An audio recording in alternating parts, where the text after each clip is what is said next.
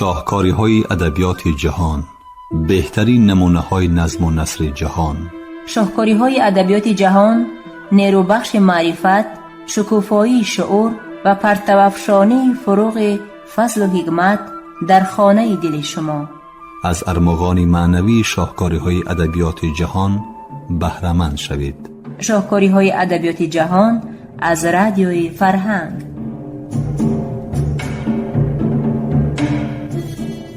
شنوندگان عزیز، گفتارمون را از سلسله خوانشی بدیعی از روی اثر نویسنده داغستانی رسول غمزاتف داغستانی من در قرائت عبدالجلیل امان بشنوید. گفتار 21. از دفترچه خاطرات. آن وقتا از خانه دیده بیشتر در کوچه عمر می گذشت. مکتب خون باشم هم شعرنویسی را سر کرده بودم. نه در شعرنویسی صبر و طاقت داشتم، نه در کتابخوانی، نه در اجرای وظیفه های خانگی. در سر میز بسیار شیسته نمی توانستم. از بین فرصتی نگذشته بی سرانجام شده به جنبش می در آمدم. از سر میز بر می خواستم، فرصتی باب یافته دویده به کوچه می برآمدم. حاضرم چندان به پشت کار و طاقت دار نیستم. روز پدرم مرا یاد ندارم که به سر درس بود یا شعر شنونده خود از خانه برآمد. در اسقفای او پوشیده نشده من از کرسی جسته خیستم و بالای بام خانه برآمدم. پدرم مرا دیده به مادرم ندا کرد. همان ارغمچینی در میخ بوده را به من آورده ده. چی کار میکنی؟ من رسول را به کرسی بسته میمانم. نباشد و هیچ چیز نمیشود. پدرم آرامانه مرا به کرسی سخت پیچانیده بست. به پیشانم آهستک یک سیلی زد و کاغذ را نشان داده گفت همه آن را به اینجا کوچان. کاش که یگان کس ما نویسندگان را حاضر هم بعضا به پشت میز بسته میماند. کله شاید کار کند، اما کله کار کند و دست در این وقت بیکار است. این مثل آسیایی است که به جای آرد کشیدن بیکار چرخ میزند. قصه شنگره پسری او و 5 سنپل. چندی قبل از این در خنزخ شنگره نام شخصی دولتمند و با آبرو زندگی میکرد. او یگانه پسر داشت و از همین سبب پسرش ارکت الفاری نازپرورد بود. پدر آرزو داشت که فرزندش مثل دیگران کار کند، آدم شود، اما پسر کار کردن نمیخواست. خویش و تبار و دوستان پدرش او را ارکه میکردند. یکی اسب تحفه میکرد، دیگری چکمنی چرکسی، یکی پول میداد، دیگری خنجر. یک روز شنگره سخت بیمار شد، داروی دوا نفع نمیکرد. خویش و اقربا، یار و دوستان، شناس و آشنا همه به سر بیمار و غم شدند. چی چاره بکنیم که تو صحت شوی؟ دوای دردم را خودم میدانم، لیکن خواهش مرا به جا آوردن از دستی شما نمی آید. گپ زن، چیز خواهشت؟ هر کاری که از دستمان می آید می کنیم. اگر پسرم 5 سنپولی خودش مهنت کرده یافتهش را آورده به من دهد و بگوید که پدر بگیر این پول از آن تو، من صحت می شوم. پس از 2 روز پسر نزد پدر آمده 5 سنپول را با او دراز کرد. پدر این پول را بگیر، در دره خویسونی اورستان درخت افشانی کرده یافتم. پدر یک به پول نگریست، یک به پسرش و 5 سوم را گرفته به آتش هوا داد. پسر از جایش نجنبید. رنگ رویش یک ترسکی خوردگی بر این قند. در حقیقت 5 سوم را با او امکش خواهش بیچاره شنگره را شنیده و به جوان یاری رسانیدنی شده داده بود. پس از یک چند روز پسر باز آمد و پدر پول دراز کرد. من در ساختمان راهی نوی و غنیب کار کرده پول گرفتم. پدر یک به پول نگریست، یک به پسرش و پول را گرفته غیجیم کرد و از تریزه هوا داد. پسر از جایش نجنبید. این پول را با او آشنای پدرش از دهی گستلی داد. پسر دفعه سوم نزد پدر آمده 5 سوم را با او دراز کرد. پدر برای پسر حتی نگاهی نکرده پول را گرفته در رانده پرتافت. پسر خود را بر پاره های پول غریقوار پرتافته آنها را میپیچید و به هم میچسبانید. او به پدر فریاد میزد من نه برای آن در پتروفسک سیزخانه تازه کرده این پول را یافته آمدم که تو کاغذی نادرکار بر این درانده پرتایی. دستانم آبیله کردن. انا اکنون میبینم که این پول را خودت کار کرده یافته ای. شنگره خورسند شده رو به صحتی نهاد و دیری نگذشته تماما شفا یافت. القصه فقط همون چیزی قدر و قیمت حقیقی دارد که آدم با مهنتی حلال خود با دست آورده است. شاید شعر نیز چنین است: اگر آن را خودت رنج کشیده ایجاد بکنی، هر کلمه و مصرع، هر نقطه و ویرگولش برایت عزیز می شود، ولی فکری را از راه یافته باشی، از آن شعری قیمت و گرانمایه نمی براید. گاه دیدم به چشم خودم این که همسایه های زرگر ما با محک به یگان عذاب و رنج نیست جدا میکنن از طلا. آی خواننده گوهر سنجم، شعر خود را بها ندانم داد. حال من سخت مانده بی محکت، مثل سرخم به چشم زر افتاد.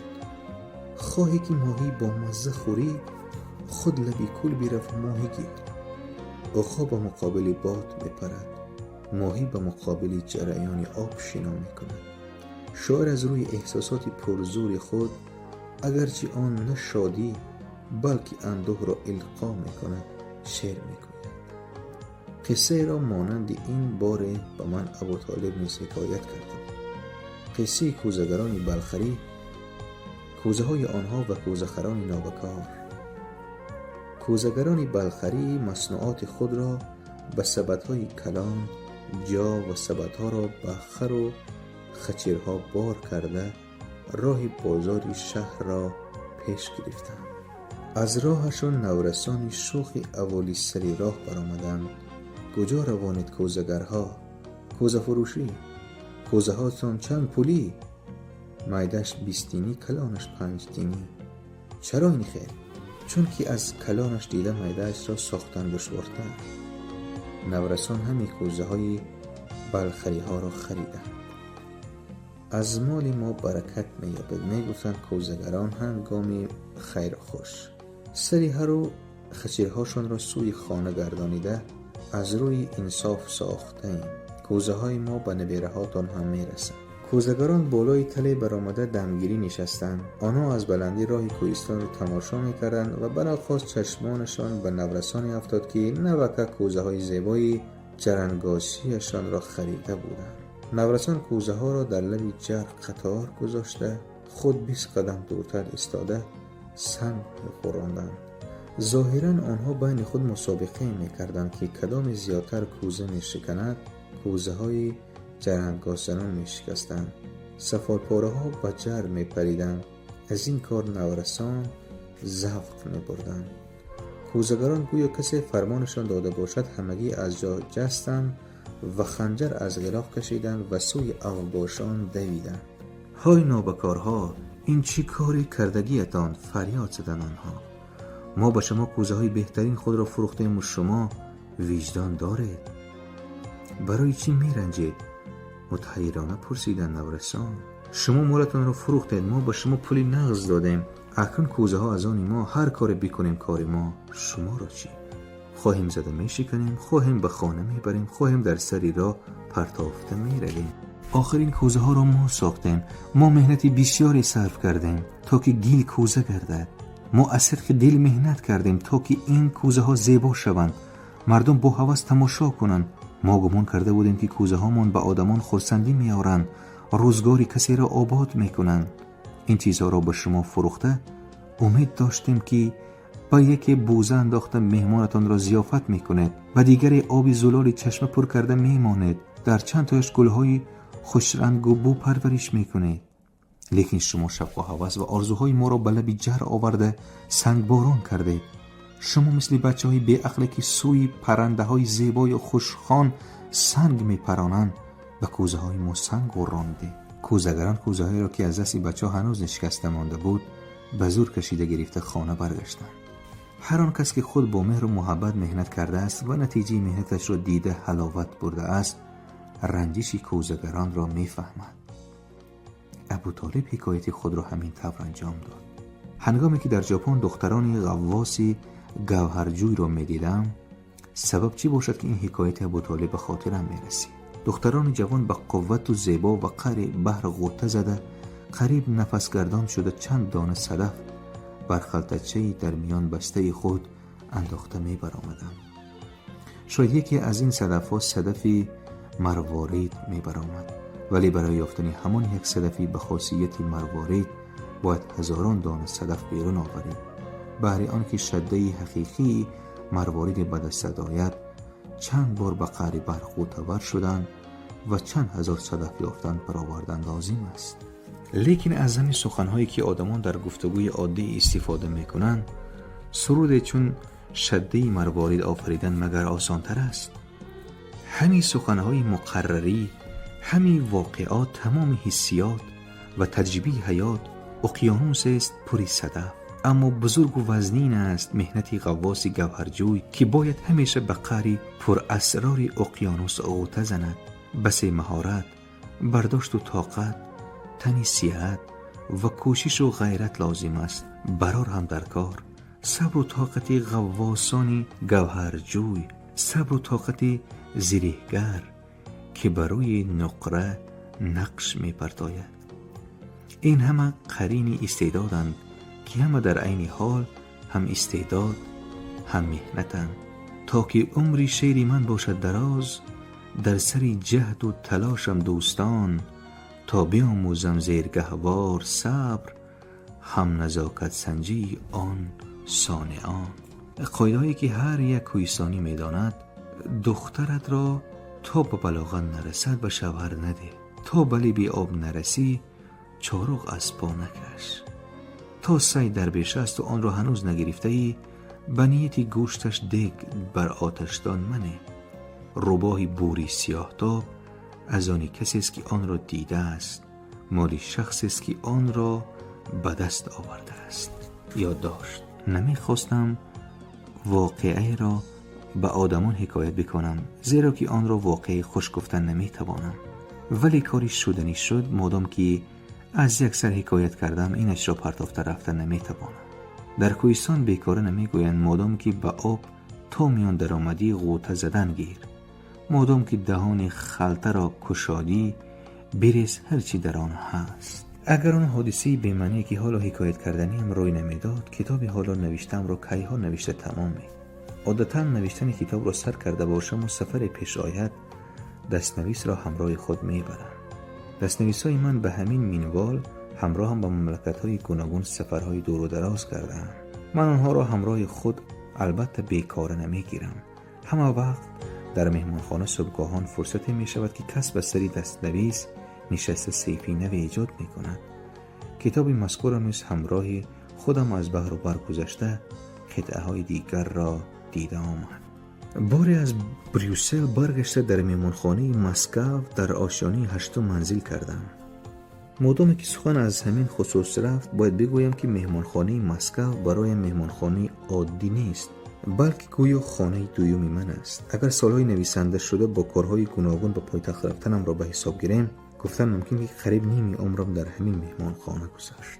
همه مأموران، همه نوبتداران آشیانه ها، همه خدمتگاران مرا خوب میشناسند، من هم آنها را. همیشه در مهمانخانه مسکو منزل کردن مرا دوستانی مسکوی هم نیز میدانند. درست است که در بین آنها کسانی هستند که رسول در مسکو گفتند به ایشان معنی آن را دارد که از بیکاری یک سری قدم در آمده مهمان من شوند. من هنوز دست و رو نشسته، جرینگاس تلفن تیق تیقی در سر می شود و دیری نگذشته در خانه من جای نشست یا تاب خوردن هم نمی ماند. چه علاج؟ هرچند حجره مهمانخانه بونه کوهستان نیست، ما مردم از روی عادت قدیمی نام مهمان را فقط روز سیوم میپرسیم. از بس که هیچ کس در مهمانخانه 3 روز مهمان نمی شود، نام اکثری آنهایی که به حجره من می آیند نامعلوم می ماند. القصه باری من از بریوسل برگشته، چون همیشه در مهمانخانه مسکو منزل کردم و حجره من مثلی هر وقت سر مهمان بود.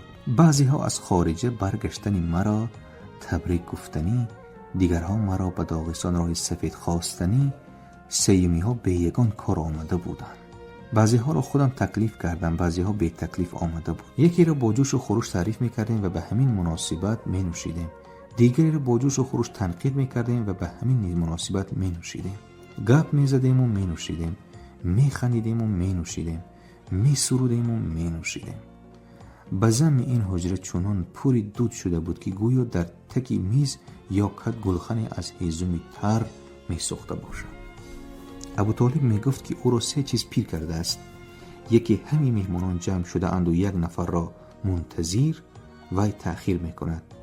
دیگر زوجه تام را برای دسترخوان آورده است و پسری به عرق رفته هیچ نکی برگردد. و نهایت سیومی وقتی که همه مهمانان رفتند و یک نفر که تمام بیگاه خاموش بود بناگاه در نزد آستانه ایستاده دهان خلطه گپ را می کشاید، گویا قصوری تمام ساعتهای خاموش نشسته‌اش را برآورده نیست و کس یقین می کند که چاق زنی وی آخر ندارد. هر قدر شلپر گشته‌ای هرچند چشمانت پری آب است مجبوری یا و گفته های او را گوش بکنی. حرکت میکنی که به هر گپش راضی شوی تا که لقیدنش را زودتر به آخر رساند و بدر رود. اما راضی شوی تو او را با رازهای نو به نو الهام میبخشد. شبی که با چنین دهشت انجام یافت و در خصوصش حالا حکایت کردنیم همین گونه مهمان در حجره من بود. این مهمان بعد رفتنی همه مانده مستانه خود را به کتف من بار میکرد. تسیگارش را به هر جای راست آمدی خانه به پرده تیریزه تکیه کرسی و جامانده من به کاغذهای روی میز پخش می. اول او مرا تعریف کرد، خوب گفتم. سپس به تعریف خود گذاشت، خوب گفتم.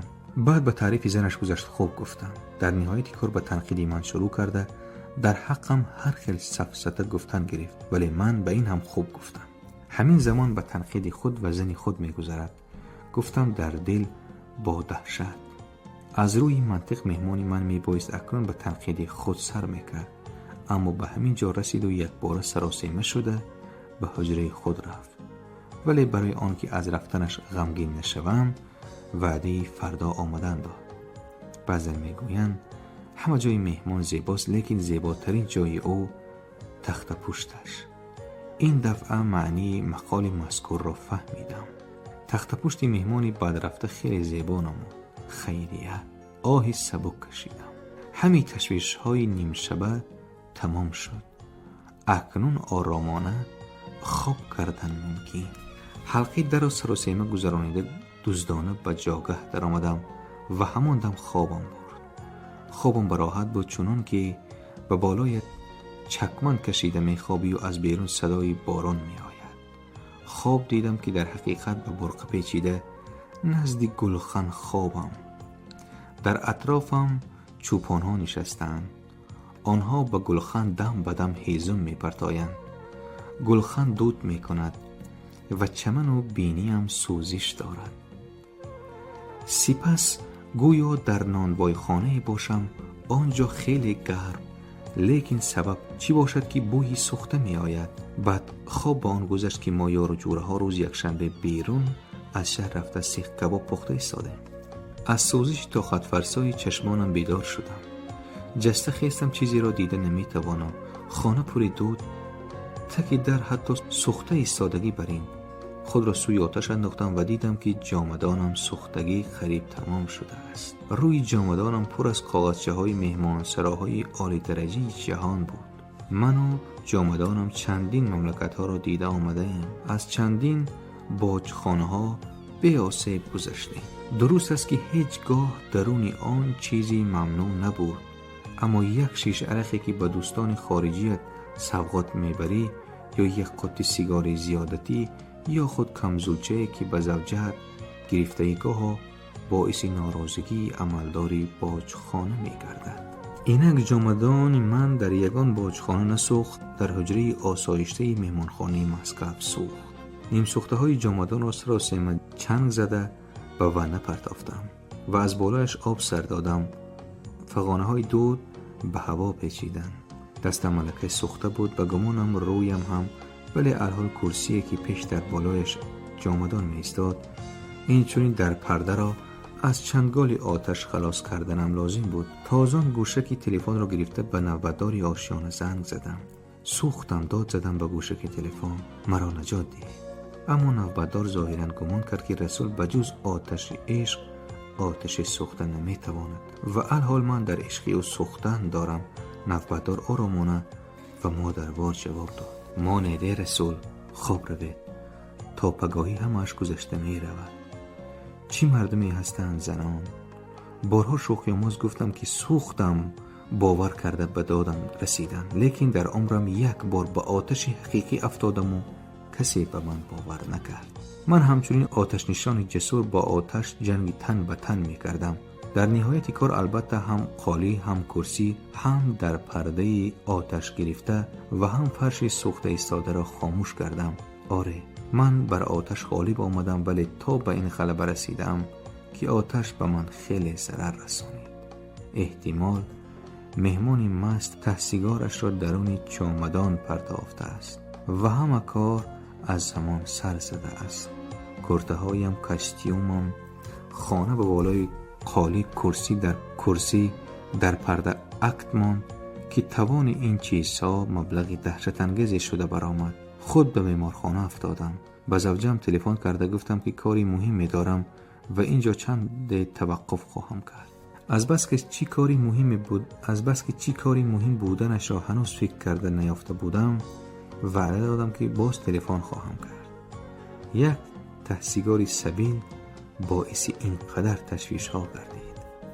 اما به شما بگویم این همه در پیش ضرری اساسی به من رسیده هیچ بود. در تک چمدان دستنویس می خوابید که محصول مهنت 2 ساله من بود. میگویند که ماهی کلانترین همان است که از شست بجست، آهی مشکین همان است که تیرت نرسید، زنی زیباترین همان است که تو را ترک. صحیفه های زیادی دستنویسم سوختند. حالا میپندارم که آن صحیفه های بهترین و خوبترین بودند. غیر از این، ماهی کلانی که از شست بجست از 2 سر مال من نبود. آهی مشکین که تیرم نرسید از آن من نبود. همچنین زنی که مرا ترک گفت زنی من نبود، ولی صحیفه های بدمی آتش رفته از آن من بودند. من آنها را خود غم و رنج برده آفریدم. من به سری آن صحیفه ها شبهای بیشمار را روز و روزهای دراز را با مهنتی صابرانه شب کردم. از همین سبب به سوختن دستنویس خود می سوختم. از همین سبب می پندارم که آن کتاب بهترین من بود. من یک باره یتیم شدم. همچون مزرعه گشتم که غله‌اش را درآویده بردن، یا مثل درزه آخرینه که فراموش کردم آن رفتم. هر یک حرفی صحیفه‌های سوخته به نظرم دردانه می نمود. آن سطرها در تصورم بر سان شده‌ای مروارید می درخشیدند. چنان مضطرب گشته بودم که مدت 2 سال برای از نو برقرار کردن دستنویسی از دست رفته دست زده نتوانستم. پس از آن که آرام شده به سری کار نشستم، یقین کردم که بیشک کتاب را از نو و تقریبا در همان خصوص نوشته می توانم، ولی برقرار کردن صحیفه های پیشتره امکان ناپذیر است. عیناً مثل همین اگر فرزند عزیزی زن و شوهری بمیرد، آنها وقتش آید باز فرزنددار می شوند و او را هم نه کمتر از آن فرزند ففتیدشان عزیز می دارند. ولی در هر حال این آن فرزند است که تلف دادند. می گویند که شعر به آب تاب ندارد. شعر آتش و ایجادیات شاعر سوختن است. آره، شعر نباید سیراب باشد، اما شعر را خدا از چنین آتشی هم که دستنویسی من در حجره مهمانخانه دوچارش آمد نگاه دارد. قصه خانه ابوطالب را زدن دوست. نمیدانم چه خیل شد، کدام چپ دستی برآمد و چی طرف خانه ابوطالب به آدم ماند که باری آن را دزد زد. دیدن که ساعت طلایی دخترش، انگشتری طلا، گوشواره و دیگر زیورها نیستند.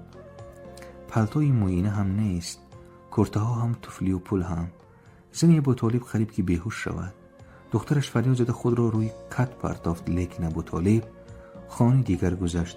برای فرش نشسته سرنای نوازی آواز کرد. زنش به ابوطالب در افتاد. چی طور به دلت می غنجد این خیل فلاکت به سرمون آمده است؟ به میلیسی و پروکورور دویدن در کار. چی فلاکت است این؟ شعرهای من در جایش، نیگر همه کاغذهایم از جایش بیجان شده است. دزدها دست نرسانیدن. برای چی من غم خورم؟ شعرهای تو بکی در کار، باز به زبانی لکی. ای تو هیچ چیز رو نمیدانی. آدمانی هستند که حتی شاعر نام دارند و غیر از دزدیدن شعرهای دیگران کار نمی کنند. خدا را شکر که شعرهای من صحت ماندند. من به نوشتن این شعرها 1 سال دراز مهنت کردم و اگر دزد می برد کلفتی بزرگی به سرم می آمد. سرنای هم در جایش مانده است. چرا از شادی ننوازم؟ ابوطالب این را بگفت و به گریه و نالی زن و دخترش دیگر اهمیتی نداده سرنایش را نواختن گرفت. افندی کپایف به من حکایت کرده بود. در یکی از روزهای خوش‌هوای تابستان سلیمان سلاتسکی در روی بام بونه خود چشم بر آسمان دوخته می‌خوابید. در اطراف مرغان نغمه سرایی می‌کردند و جویباران شیلدراس می‌زدند. هر کس هم گمان می‌کرد که سلیمان فراغت دارد. زوجه سلیمان نیز چنین پنداشت. او با بام برآمد و سلیمان را به خانه جیغ زد. خنکل تیار در روی دسترخوان وقتی خوراک شد. سلیمان جوابی نداد و حتی سرش را گردانیده نگاهی نکرد. پس از چند آینه دوباره شوهرش را فریاد کرد. خنکل خنک شد. بعد خورده نمی شود. سلیمان از جایش نجنبید. دید که نمی شود. زوجهش خوراک را برای بام آورد تا که سلیمان اگر طبعش همین را خواهد در همین جا بخورد. او به پیش شوهر خوراک را گذاشت و گفت: پگاهی باز نمک نچشیده ای؟ خورده بین من به تو چه خیل هینکلی با مزه پختم. سلیمان در قهر شد. از جا برجست سوی زوجه غمخوارش فریاد زد: همیشه تو به کاری من خلل میرسانی. آخر تو بیکار خیلیده میخوابیده ای. نه، من کار میکنم. دیگر به من خلل نرسان. در حقیقت آن رو سلیمان شیرینه ایجاد میکرده است. خلاصه شاعر حتی در وقتی دو چشم به آسمان دوخته خوابیدنش هم کار میکنه. شاعر بر زوجه شعر نوشت: ماه من، پروینی من، ای نور چشم. در برم باشی جهان بر من بهشت. بی تو دوزخ گرددم در سینه خشم. اینک آمد زوجه ماهی ارجمند. یک قدم بنهاد روی آستان. باز این جایی ز جایش شد بلند. من کنم کار و یا جانم ستان. پدرم با من حکایت کرده بود. سراینده‌ی بزرگ محبت محمود به خانه یک شخصی آبرومند مهمان می شود. آنجا غیر او نیز مهمانان بودند. شاعر تا نیم شب تبی حاضران را با سرودهای خود شاد می‌گرداند. سپس همه خواب می‌کنند. به محمود خانه بهترین را جدا کرده می‌دهند. صاحب خانه برای طهارت آفتابی و لگن آورده می‌ماند و شب بخیر گویان می‌رود. صبح صاحب خانه محمود در خواب مانده. نمازی بامدادش قضا نشود گویان آهسته در خانه محمود را گشاده می‌نگرد. می‌بیند که شاعر خواب را فکرم نکرده است. او بروی قالی چارزانو نشسته شعر می‌نوشت و مصرع‌ها را زیر لب تکرار می‌کرد. هیچگاه وصف بهشتت نکنم، تو از این دخمسه آزادم کن. گیران روزه رضوان به خودت، ماند به من دلبرم و شادم کن. محمود وقتی نماز شد شعرت را یک سومان نماز خوان. نمازی من همین جواب میگردانند محمود. خلاصه شاعر حتی وقتی نماز هم کار میکند.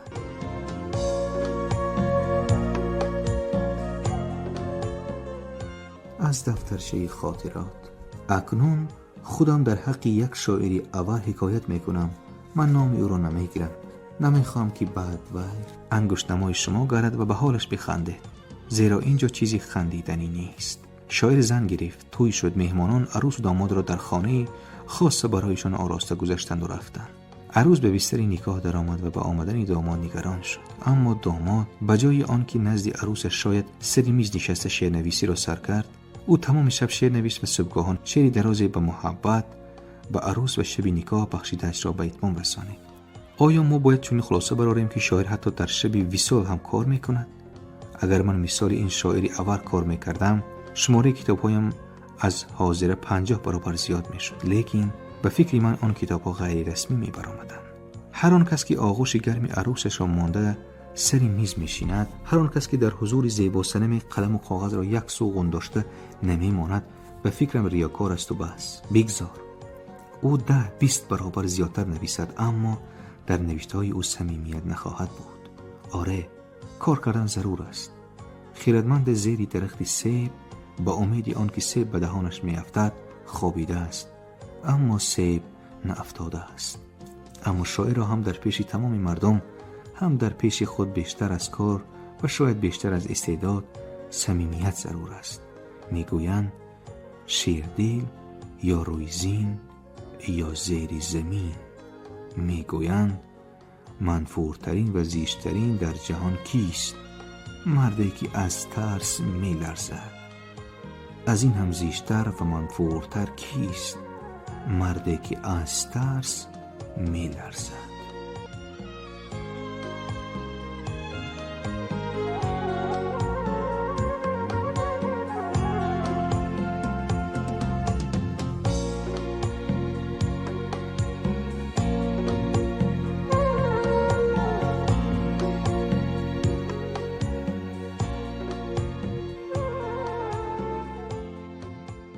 شنوندگان عزیز، یادرس می‌شویم که شما گفتارمان را از سلسله خوانشی بدیعی از روی اثر نویسنده داغستانی رسول غمزتوف داغستانی من در قرائت عبدالجلیل امان شنیدید. کارگردان موجیگول یوسفووا. پایان گفتار 21.